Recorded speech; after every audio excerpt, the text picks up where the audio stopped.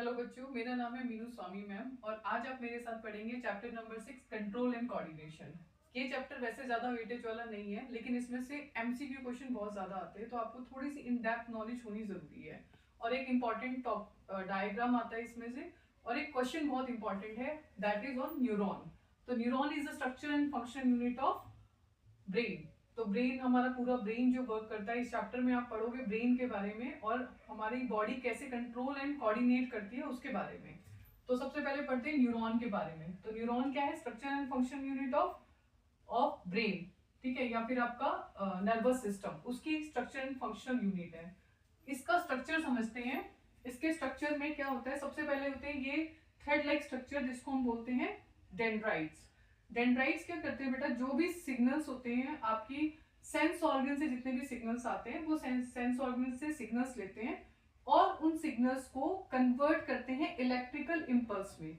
Then it transported to the cell body and via cell body, cell body के through ये axon से होते हुए कहाँ जाते हैं? नर्व एंडिके। This is the pathway of sending nerve impulse through the neuron. और लास्ट में आपके पास हर एक न्यूरॉन के साथ में होता है एक पार्ट जिसको हम बोलते हैं gap between the two neuron, is called synapse. ठीक है, होप ये क्लियर हुआ होगा आपको।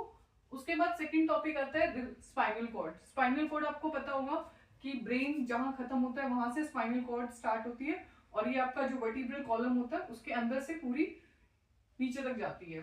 तो ब्रेन स्पाइनल कॉर्ड में का जो सबसे मेन फंक्शन होता है वो है to control the reflex action. Reflex action क्या होते हैं? जैसे कोई गर्म चीज थी, उसको आपने टच किया और टच करते ही क्या होता है? आप अपना हाथ अपने आप हटाते हैं, तो ये क्या हुआ? आपका रिफ्लेक्स एक्शन। तो reflex action, so reflex action is a sudden automatic response to a stimulus। मतलब बाहर एनवायरनमेंट से जब हमें कोई स्टिमुलस मिलता है तो हम क्या करते हैं? उसको टच करते हैं, तो अचानक से जो रिस्पॉन्स करते हैं without involvement of brain, this is called reflex action. और जब हम कोई, आप सोचो आपके सामने कोई गर्म चीज है, आपने हाथ लगाया, हाथ लगाते ही आप अपना हैंड ऐसे करते हैं, तो जब इस तरह से रिस्पॉन्स देते हैं तो ये जो पूरा पाथवे कवर्ड होता है आपके हाथ से, ये हो रहा है आपका reflex arc. The path cover during the reflex action is called reflex arc. Okay, अब रिफ्लेक्स एक्शन में क्या क्या चीजें इन्वॉल्व होती है? देखो, सबसे पहले क्या होता है कि आपको जो मैसेज मिलता है वो किससे मिलता है? रिसेप्टर से मिलता है। रिसेप्टर्स किसको देते हैं? मोटर सेंसरी न्यूरॉन्स को देते हैं। रिसेप्टर देते हैं सेंसरी न्यूरॉन्स को। सेंसरी न्यूरॉन मैसेज लेके जाते हैं किस तक? स्पाइनल कॉर्ड तक। और स्पाइनल कॉर्ड क्या करता है? उसको इंटरप्रेट करके किसको देते हैं मैसेज? मोटर न्यूरॉन को। और मोटर न्यूरॉन क्या करता है? आपके मसल्स को बोलता है कि भाई अब गर्म चीज लग रही है तो अपना हैंड पीछे कर दो। ठीक है, तो this is the pathway of reflex arc और reflex action, you can say. Next topic है आपका ब्रेन। ब्रेन के टॉपिक में ब्रेन का डायग्राम पहले आता था, डायग्राम नहीं आता। अब सिर्फ ब्रेन के किसी एक पार्ट के फंक्शन पूछ लेते हैं कि इसका क्या फंक्शन है। तो भाई सबसे बड़ा जो पार्ट है ब्रेन का वो है फोर ब्रेन, और फोर ब्रेन में भी सबसे बड़ा पार्ट है आपका सेरेब्रम। तो सेरेब्रम क्या करता है? आपकी इंटेलिजेंसी, मेमोरी, आपकी थिंकिंग, आपकी रीजनिंग, सब कुछ कंट्रोल कौन करता है? सेरेब्रम। मतलब जो भी आप सोच सकते हो ना, आपकी सोच पे, आपकी समझ पे, या आपकी याददाश्त, सब कुछ जो डिपेंड करती है वो किस पे करती है? Cerebrum. Cerebrum is the largest part of the brain. Brain का सबसे ज्यादा बड़ा पार्ट होता है सेरेब्रम। तो फोर ब्रेन के तीन पार्ट होते हैं, सेरेब्रम, दूसरा थैलेमस एंड तीसरा हाइपोथैलेमस। थैलेमस जो है ना, कुछ मेन फंक्शंस होते हैं, it works together with the cerebrum. Hypothalamus, hypothalamus क्या करता है बेटा? ये करता है आपकी भूख प्यास, आपके इमोशंस, लव हेट, ये सब चीजें जो होती है वो कौन कंट्रोल करता है? हाइपोथैलेमस। तो ये हमारा कवर हुआ फोर ब्रेन में। नेक्स्ट है मिड ब्रेन। मिड ब्रेन क्या करता है? जितने भी इनवॉलेंट्री एक्शन, अब देखो वॉलेंट्री एक्शन जितने आपकी विश के अकॉर्डिंग होते हैं, जो आप चाहते हो उसके हिसाब से होते हैं, दे आर वॉलेंट्री एक्शन। जैसे आप चाहते हो कि मैं उठूं, बैठूं, चलूं, ना चलूं, ये सारे कौन कंट्रोल करता है? ये सेरेब्रम। ठीक है, लेकिन मिड ब्रेन क्या कंट्रोल करता है? Involuntary action, the action which are not controlled by you. जो आप, जैसे कि अभी मैं ये सोचूं कि मैंने कुछ खाया, वो डाइजेस्ट ना हो, वो मेरे हाथ में नहीं हो, ना ही मैं उसको कंट्रोल कर सकती हूँ। तो all these are the involuntary action. तो ये कौन कंट्रोल करता है? Mid brain. रिफ्लेक्स एक्शन भी कुछ हद तक मिड ब्रेन में से कंट्रोल होते हैं। और एक आपकी प्यूपिल का साइज होता है, वो भी कौन कंट्रोल करता है? Mid brain. नेक्स्ट आता है hind brain. There are three parts of hind brain, cerebellum, pons and medulla. तो सेरेबेलम और सेरेब्रम में कंफ्यूज मत होना बेटा, this is cerebrum, largest part, और ये सब कुछ कंट्रोल करता है, 90% चीजें यही कंट्रोल करता है आपकी ब्रेन की। और सेरेबेलम जो होता है बेटा, वो क्या कंट्रोल करता है, वो आपके बॉडी का पोस्चर मेंटेन करता है। जैसे छोटा बच्चा है, वो पेंसिल नहीं पकड़ पा रहा, तो कौन रिस्पॉन्सिबल है उसके लिए, सेरेबेलम।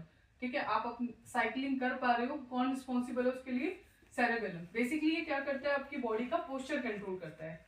उसके बाद आता है आपका पोन्स। पोन्स का मेन जो रिलेशन होता है वो होता है रेस्पिरेशन से, ये आपके रेस्पिरेटरी सिस्टम को कंट्रोल करता है ज्यादातर। लास्ट पार्ट आता है आपका मेडुला, बिल्कुल लास्ट, जहां पे आपका ब्रेन खत्म होता है, ये लास्ट पार्ट होता है आपका मेडुला। मेडुला क्या कंट्रोल करता है, ये कंट्रोल करता है आपकी कफिंग, खांसना, छींकना, स्वेलिंग। ठीक है, ये सारी चीजें कौन कंट्रोल करता है, आपका मेडुला कंट्रोल करता है। उसके अलावा आपकी हार्ट बीट कौन कंट्रोल कर रहा है, मेडुला। ब्रीदिंग रेट, ये सारी चीजें कौन कंट्रोल कर रहा है, मेडुला। सो आपका स्टार्ट। आओ 3 नंबर पक्के करते हैं, और 3 नंबर का ये टॉपिक हर साल आता है बोर्ड में। टॉपिक का नाम है हॉर्मोन्स, जो कि कंट्रोल एंड कोऑर्डिनेशन चैप्टर का एक पार्ट है। तो इसमें पढ़ने हैं आपने हॉर्मोन्स, ग्लैंड्स और उनके फंक्शन, और किसी किसी हार्मोन से क्या डेफिशिएंसी होती है वो पढ़ना है। तो सबसे पहला हार्मोन है ग्रोथ हार्मोन, जो कि प्रोड्यूस होता है पिट्यूटरी ग्लैंड से। पिट्यूटरी ग्लैंड को मास्टर ग्लैंड भी कहते हैं, और ये क्या कंट्रोल करता है, ग्रोथ को।